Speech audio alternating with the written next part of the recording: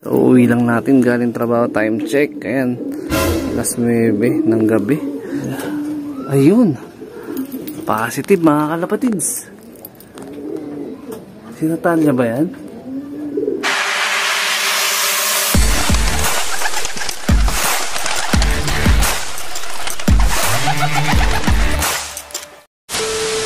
Ito na mga kalapatids, kamustahin natin si Natalia. Ay, Natalia, kamusta? Okay ka lang? Ay, kawawa naman. Ngayon lang kita ma-recover. Oh, no! Si Natalia natin. Yan lang.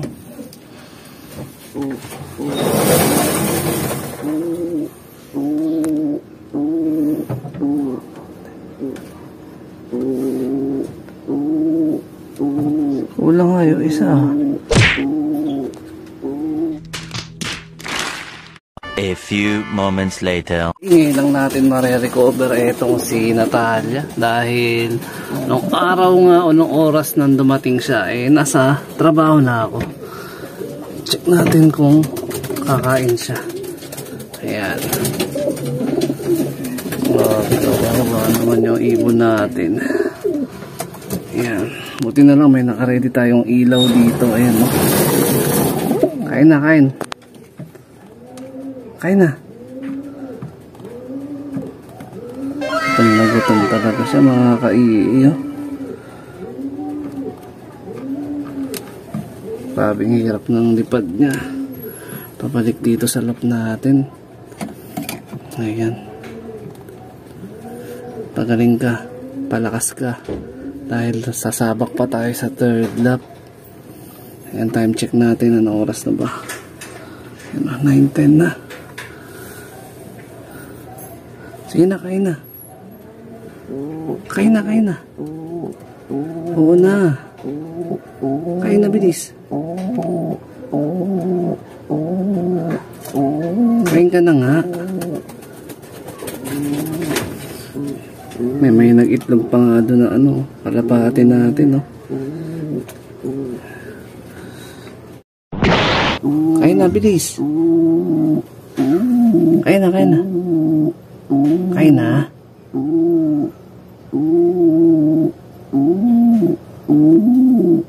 The next day. So yun, good day mga ka-EA. So maganda yung naging panimula natin kahapon. Bagamat late na natin na i-recover si Natalia, gabi na. So eto, Martes na ng umaga. So mas kailangan na natin tutukan ng mga susunod na mga araw dahil Friday is loading day para sa aming third lap race, which is sa Tabaco Albay na yan mga kalapatid. So mapalad tayo kasi nakauwi pa rin yung ibon natin na si Natalia. Ayan siya. So bibigyan natin yung best natin para ma-recover siya agad na mabilis dahil maiksing araw o oras na lang ang pwede natin ibigay sa kanya. So kung na nagkakamali, yung Tabaco Albay is nasa 320 to 330 kilometers na yun mga kalapatids, no? So medyo mahaba-habang liparan na rin yun. So magpapawala tayo dito ng mga ibon natin. Sinarado ko nung muna ulit itong widowwood box kasi nga pagka nanatiling bukas yan, anong nangyayari, nagkukubli lang siya dyan. So mahirapan tayong pakainin siya. So this time, bibigyan muna natin siya ng ideal pills, no? Pang dagdag, pampaganda ng digestion niya syempre para mas maging magana yung kain niya buong araw. So ito si Natalia natin. Ayan, no? Meron tayong tinatawag na aghon. Bagyong Aghon Survivor. Ayan. So congrats sa lahat na nakapagpa-uwi na. Dun sa mga hindi pa, abang lang kayo. Tingin ko uwi yung mga ibon nyo mamaya. Ayan. Lalo na kay kumparin Dabarkads. Tsaka kay La Boss Jordan, Boss Joe, yung mga tropa natin dito. Ayan. Tayo-tayo lang. Uuwi rin yung mga ibon nyo. Ayan. Sabay-sabay ulit tayo magkakarga sa Friday. Tapos meron tayo dito kagabi na nabidyohan.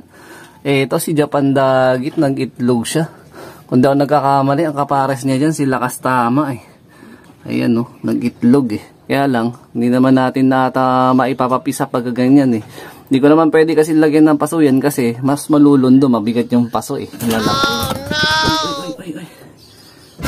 Teka lang. Ayan, sinampahan tayo ni Natalia Bakit? Sampa ka ba dito? Ayan. Ayan si Natalia natin, no? Oh, inuwian tayo. Kinis pa din. Parang hindi siya binagyo nung ano.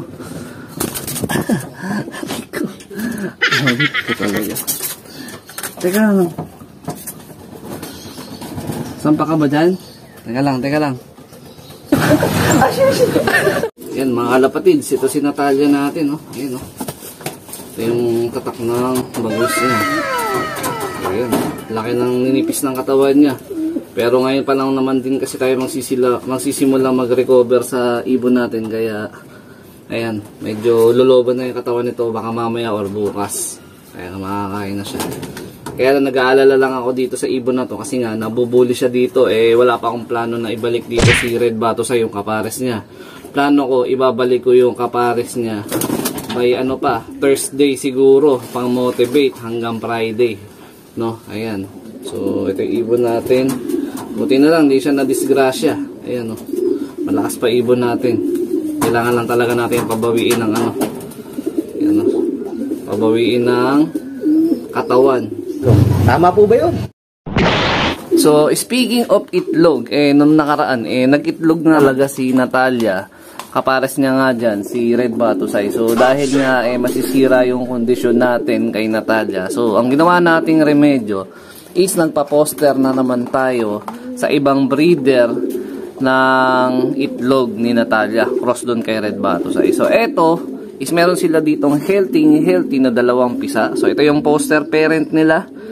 Ayan. So yung mga linyada nito hindi rin to lakabigin, kumbaga pwede ko rin masabi na panduluhan din, no. So meron tayo before na pina-ending na rektang anak na itong dalawa na to at nakatawid niya to ng dagat. So shoutout sa'yo dun sa nakapag-acquire.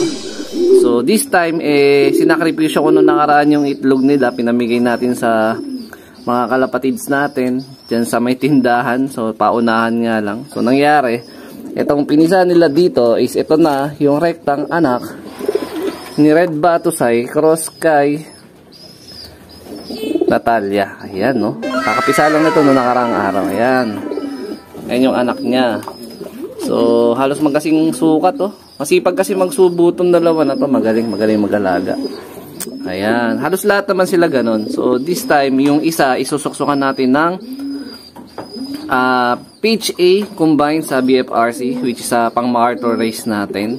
So, meron pa kasi ako naiwan na isa pang sing-sing. So, dito natin isusuksok. Yung isa is for out natin. So, yung sa gusto mag-direct acquire ng linyada ni Natalia, which is si Natalia is linyada rin ng mga Javier natin yan. Lalo na si Red Batusay kasi full sibling ni Lady Mina pa yun. Kaya halos lahat yung, yung dalawang yun, may pasok yun ng ng Javier natin, Javier Leyte. So napaka-solid ng bloodline ng, may lovebird dun, no. Nung ating ibon na ipapang out, tsaka yung susuksukan natin na pahabol dun sa National MacArthur race. Saktong-sakto yan.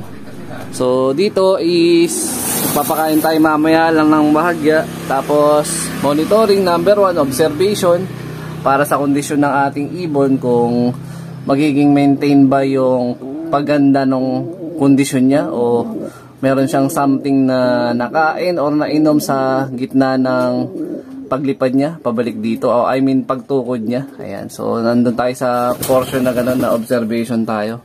So marahil dito ko natatapusin yung video na to. Shoutout sa mga solid supporter natin dyan. Siyempre huwag kakalimutan mag-like, comment, and share. So abang-abang na lang kayo dun sa magiging susunod na performance niya sa padating na third lap Tabaco Albay kung maikakarga natin siya. So ingat mga alpadids.